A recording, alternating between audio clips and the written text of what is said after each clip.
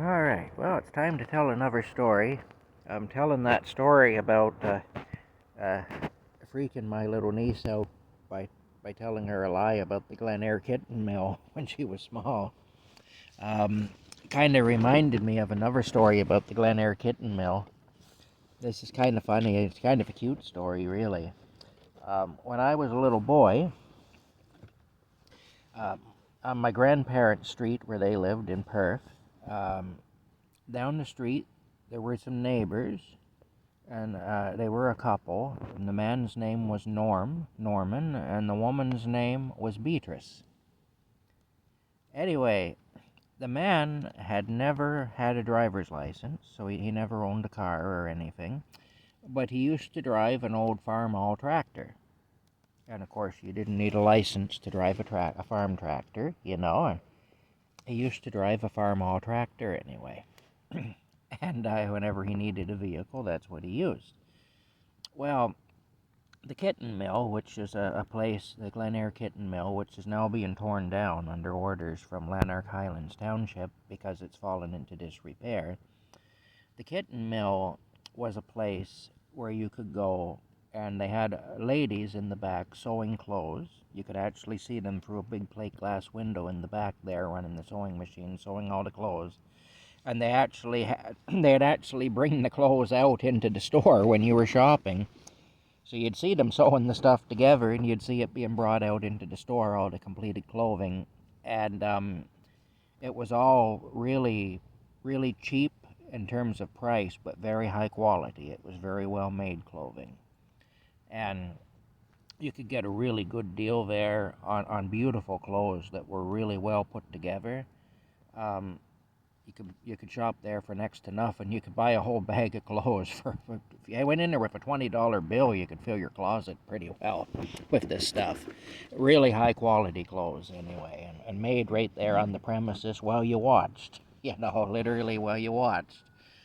And anyway, Beatrice really wanted to go to the kitten mill, but the kitten mill was about 15 miles away. Lanark is about 15 miles north of Perth, which is a long trip, when you don't have a car.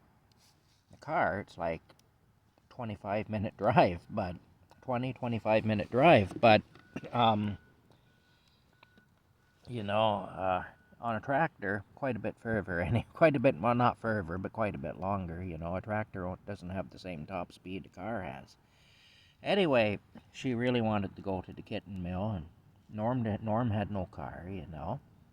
So what did he do? Early one Saturday morning, he hitched up a hay wagon to his farmall tractor, to his red farmall tractor, and he took a lazy boy chair from the house, and he put the lazy boy chair up on the trailer, right hitched to the tractor, and Beatrice come out, and she climbed up onto the lazy boy chair, and Norm took her to the kitten mill.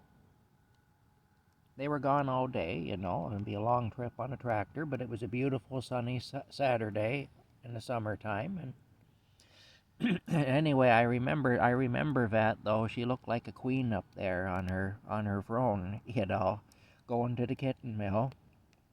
Anyway, Norm was making his lady's dream come true anyway. She wanted to go to the kitten mill. I'm just looking at my fire there. She wanted to go to the kitten mill, and Norm made it happen. And good for him, He worked with what he had, and he made it happen anyway. So she was pretty thrilled anyway. She finally got to go to the kitten mill, and she was pretty happy anyway, and it was kind of a nice thing. Beatrice had had kind of a hard life.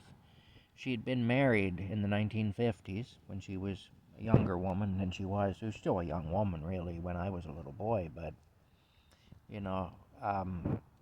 she's passed away now, but she was still quite a young woman when I was a little boy. But she, when she was more of a young woman back in the 50s, she was married, and the marriage didn't last anyway, and she had a nervous breakdown. Her and her husband got into a wicked fight when they were traveling down through the United States, and her husband abandoned her at a restaurant, and of course he just drove away, left her there.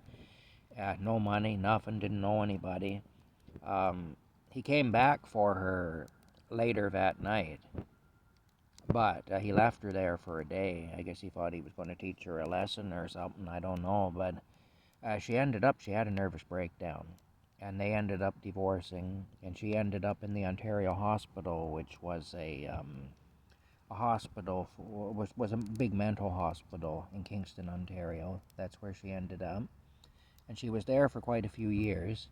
I think she spent most of the 1960s there, and then she came back to Perth anyway, and she got involved with Norm, and they were together for the rest of her life anyway.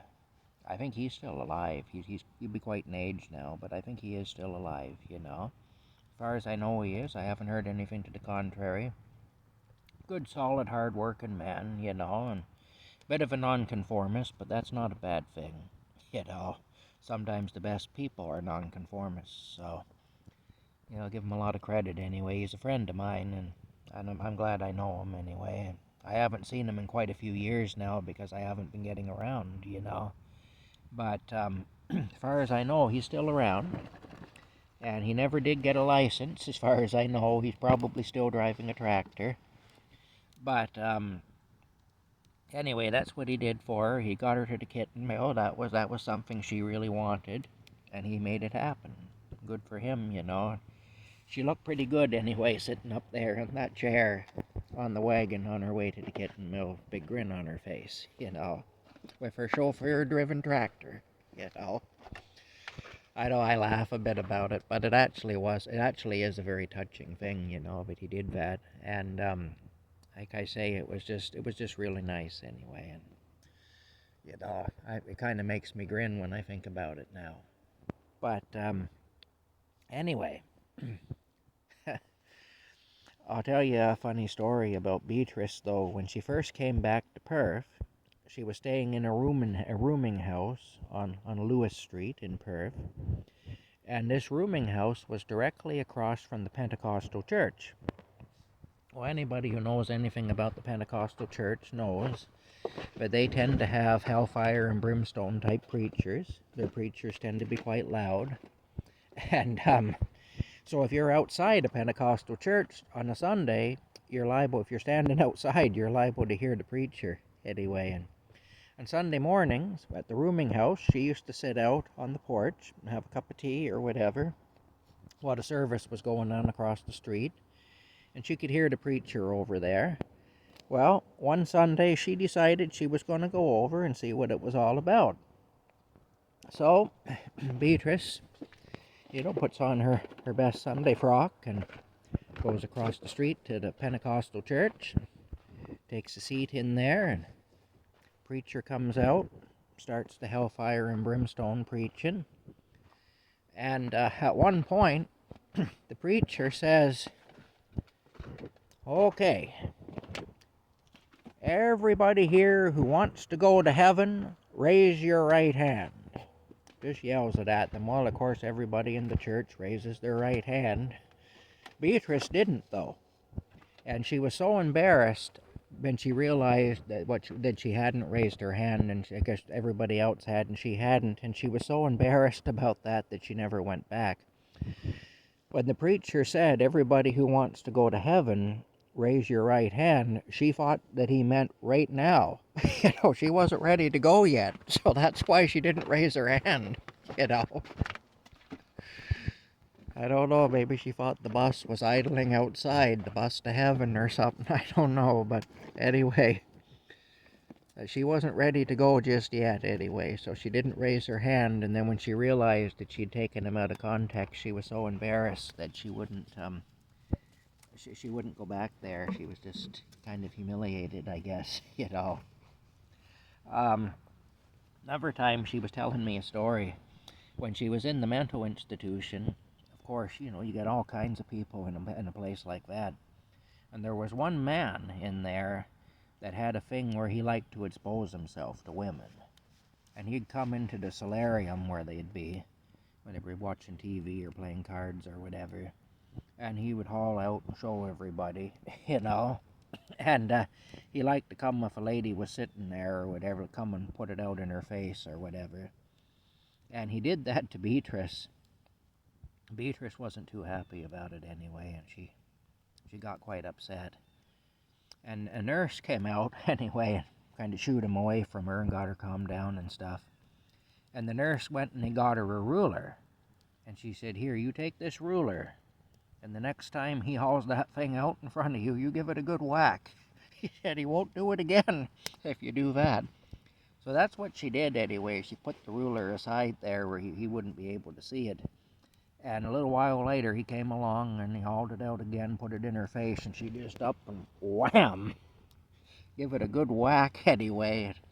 He wasn't long putting it back in his pants and hobbling out of there anyway, and she had no more problems with him.